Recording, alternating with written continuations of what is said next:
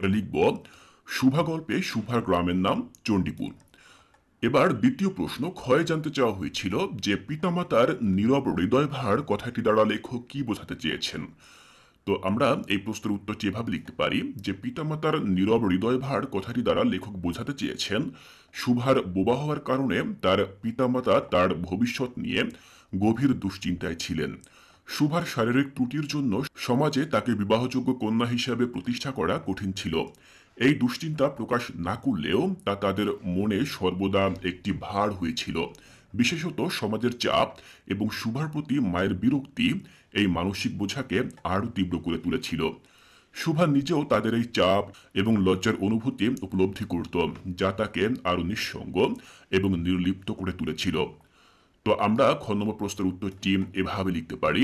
এরপর দেখো গয়ে জানতে চাওয়া হয়েছিল যে উদ্দীপকের প্রথম অংশের বক্তব্যে কল্যাণী ও শুভার যে বিশেষ দিকটির সঙ্গতি দেখানো হয়েছে তা ব্যাখ্যা করো।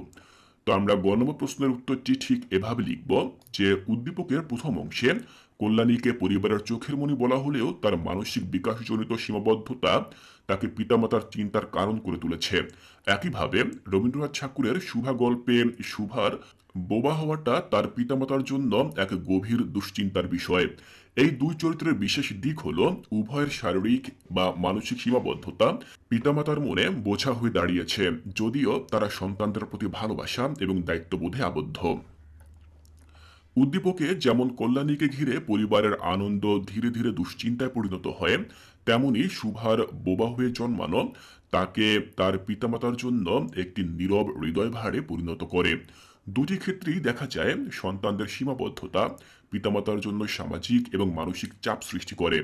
শুভার ক্ষেত্রে যেমন সমাজের বিয়ের প্রশ্ন ছিল, কল্যাণীর ক্ষেত্রেও তার বিয়ের প্রসঙ্গে পিতা পলাশ এই সমস্যার সম্মুখীন হন। উভয় ক্ষেত্রেই পিতামাতার দুশ্চিন্তা তাদের সন্তানদের প্রতি ভালোবাসা এবং সমাজের বাস্তবতার মধ্যে দ্বন্দ্বের প্রতিফলন। তো আমরা গ নম্বর প্রশ্নের উত্তরটি এভাবে লিখব। এবার সবশেষ যে প্রশ্ন সেখানে জানতে চাওয়া হয়েছিল ঘ নম্বরে কল্যাণী ও শুভা একই পরিস্থিতির শিকার হলেও উভয়ের প্রেক্ষাপট ও পরিণতি ভিন্ন, বিশ্লেষণ করো। তো আমরা ঘ নম্বর প্রশ্নের উত্তরটি এভাবে লিখতে পারি যে কল্যাণী ও শুভা একই পরিস্থিতির শিকার হলেও উভয়ের প্রেক্ষাপট ও পরিণতি ভিন্ন। এই উক্তির মধ্যে দুটি চরিত্রের জীবনযাত্রা, পরিস্থিতি এবং সামাজিক অবস্থান বিশ্লেষণ করা হয়েছে। দুই চরিত্রই শারীরিক বা মানসিক অক্ষমতার মাধ্যমে পিতামাতার জন্য দুশ্চিন্তার কারণ, তবে তাদের পরিপ্রেক্ষিত ও পরিণতি একে অপরের থেকে আলাদা। তো এবার আমরা আলোচনা করব যে কল্যাণী এবং শুভা তাদের পরিণতি পরিস্থিতি কিভাবে আলাদা, আমরা ভিন্ন ভিন্নভাবে আলোচনা করব। প্রথমে আলোচনা করব কল্যাণীকে নিয়ে।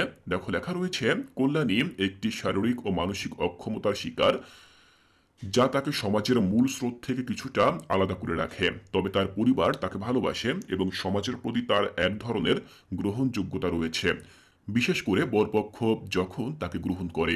কল্যাণীর জীবন এবং বিয়ের বিষয়টি সমাজের অনেকটা সাধারণ নিয়মের মধ্যে থাকে। তার পরিবার কল্যাণীকে অস্বাভাবিক না ভাবলেও তার ভবিষ্যৎকে কিছুটা সামাজিক প্রভাবের মধ্যে দৃষ্টিপাত করা হয়। তো এই তো গেল কল্যাণের যে বিষয় সেটি। এবার আমরা শুভার বিষয়টি এভাবে লিখতে পারি যে শুভা একটি ভিন্ন পরিস্থিতির শিকার। সে জন্ম থেকেই বোবা, যা তার জন্য সামাজিক এবং পারিবারিক চাপের সৃষ্টি করে। শুভার পিতামাতা তাকে ত্রুটির চোখে দেখেন, বিশেষত তার মা শুভাকে নিজের অংশ হিসেবে নয়, বরং যেন কিছু কম, কিছু অসম্পূর্ণ মনে করেন। শুভার জীবন কল্যাণীর মতো সাধারণ পরিবারের এবং সমাজের সঙ্গে যুক্ত হয়নি। সে প্রাকৃতিক পরিবেশের সঙ্গে নিঃসঙ্গভাবে বড় হয়ে ওঠে, যেখানে তার একমাত্র সঙ্গী হলো পশু পাখি এবং প্রকৃতি। তার পরিস্থিতি আরও কঠিন, কারণ তাকে পুরোপুরি বয়ঃসন্ধির পরে সমাজের সাথে মেলামেশা করতে হবে, যেটি তাকে নির্জনতা এবং বিষাদের দিকে ঠেলে দেয়। দেখো সবশেষে আমি এভাবে শেষ করলাম যে এভাবে কল্যাণী ও শুভার জীবনযাত্রা ও পরিণতির মধ্যে গভীর পার্থক্য রয়েছে। কল্যাণী যেখানে কিছুটা সমাজে স্থান করে নেয়, শুভা সেখানে পুরোপুরি একাকী ও নির্জন থাকে, যা তাদের পরিণতির মধ্যে মূল পার্থক্য সৃষ্টি করে। তো শিক্ষার্থীরা, ঠিক এভাবে আমরা ঘ নম্বর প্রশ্নের উত্তরটি লিখতে পারি। আর আমি ক্রমান্বয়ে তোমাদেরকে দেখিয়ে দিলাম আমাদের যে সৃজনশীল প্রশ্নটি রয়েছে, সেই সৃজনশীল প্রশ্নের আলোকে আমরা ক খ গ ঘ এই চারটি প্রশ্নের উত্তর কিভাবে দিতে পারি। আমি আশা করছি এখান থেকে তোমাদের বুঝতে আর কোনো অসুবিধা নেই। শিক্ষার্থীরা, এর পরবর্তী ক্লাসে আমি তোমাদের সাথে তোমাদের পরবর্তী যে গল্প কবিতাগুলো রয়েছে সেই গল্প কবিতার